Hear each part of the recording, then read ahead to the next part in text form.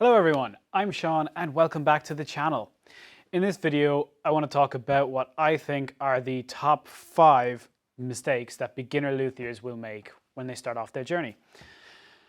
This is of course my own opinion. If you have differing views or anything, head down into the comment section, let me know. If you disagree with anything I say or if you have any ideas for things I may have missed, head down below, let me know. I'd be really interested to hear what you guys have to say.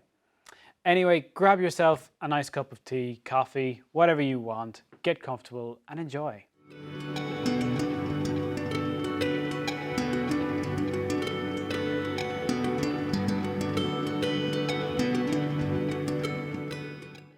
Starting off at number 5 is hand sanding. This is a necessary evil at times, but by and large, this is not going to be a positive experience. From my experience anyway. Sanding by hand is going to leave uniform scratches as you do it. Because, you know, you're sanding like this, it's going to leave scratches in that direction. These scratches are especially visible if you're using stain, where they're going to basically just show up like a neon sign, and it's not going to look great. As well as that, if you don't use a block with the sandpaper, you run the risk of essentially gouging out softer grain and creating an uneven surface, which, well, that's not going to look great at all. To get around this kind of thing, a random orbital sander is really what you want to be using. This, well, vibrates, I guess, and creates a random pattern. And this is going to look an awful lot better than sanding by hand. There are, of course, places such as cutaways or other tight kind of concavities that a random orbital sander just isn't going to get into. And in these cases, it is necessary to hand sand.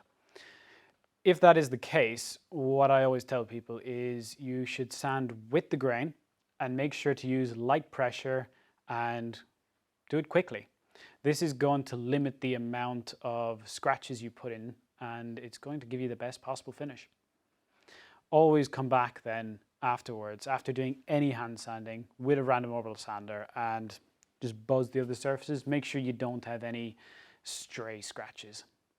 Number 4 on my list is going to be rushing or quality control, essentially. As you go along, you do need to just kind of pump those brakes and make sure you're being very strict with yourself and quality control everything that you're doing. You need to look super carefully. You need to find all of those scratches, all of those dents, and you need to fix them. You need to make sure that as you're going, you don't say, yeah, it's fine, this is good enough. Or the killer I always hear is, it's only for me. That should not be your attitude. It should be, this is for me. It needs to be the best that I can do. As you're going along, make sure you've got good lighting and different sources of light. And really just check, get really up close and personal with your piece that you're working on, and hold it up to the lights above you, and just make sure you can see it at those super low angles. That's going to show up any scratches or dents or anything, really. The important thing you need to do is quality control yourself as you go. Be super strict, be super hard on yourself, and just don't accept good enough. In at number 3, I have going too far. And by that I mean not knowing your limits and not thinking things through quite far enough. For everything you do, you need to ask yourself, what do I need to achieve? How far can I go? And what leeway do I have on this? The classic example I always think of is doing a truss rod route. We know that generally at the first fret on a guitar, it's going to be about 21 millimeters thick. Your fretboard is going to be 6.5 millimeters thick, and your truss rod route is going to have to be about 11, maybe 12 millimeters thick. So between the two of them, you know that it's going to be about 17.5 to 18.5 millimeters of material is needed. And that doesn't really leave you an awful lot of leeway to carve the neck. The other one is, as you try to put the truss rod in, a lot of people, if it's binding, a lot of people will think, oh, it won't go down, therefore I need to carve down, and they'll deepen the truss rod slot, which is often not the case. A lot of times it's catching on the sides of the truss rod slot. So before you do anything, you need to just think ahead, think 10 steps ahead. What is this going to affect?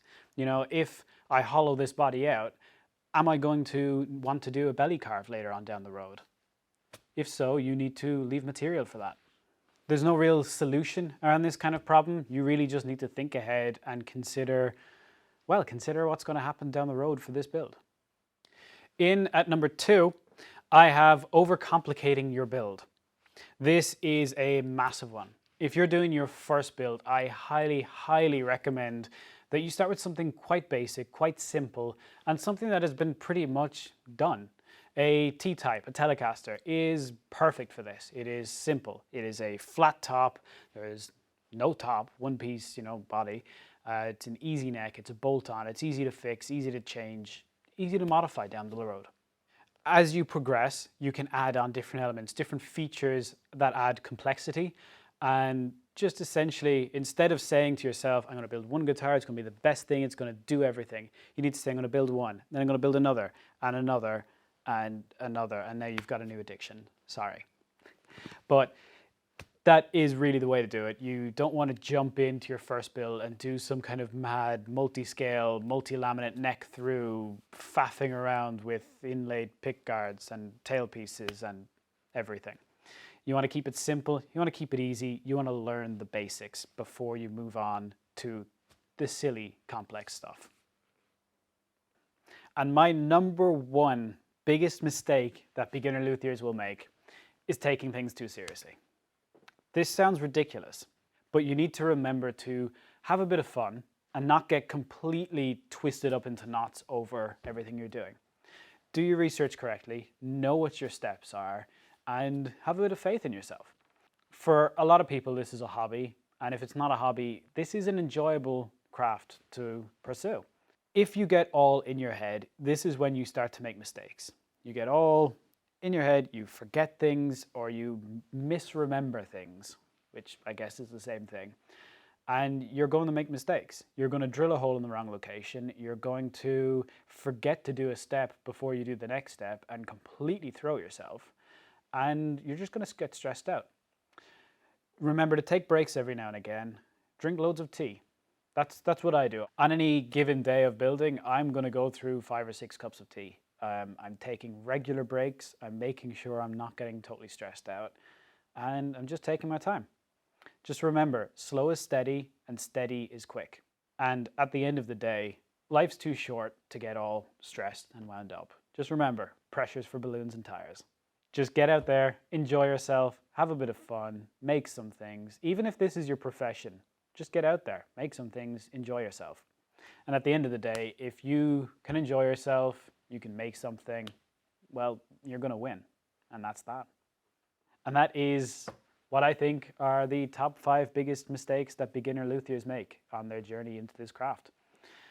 Hope you enjoyed it. I hope maybe you learned something. Are you guilty of one or all of these mistakes? Because I know I am. I absolutely am. I have made every one of these mistakes many, many times, even in recent years. This is not something that only beginners will make. So anyway, head down into the comment section. That's where I was going with this. And let me know, what mistakes have you made recently? And yeah, make sure to hit like and subscribe and all of that good stuff. And yeah, thanks everyone for watching. I will see you all again soon.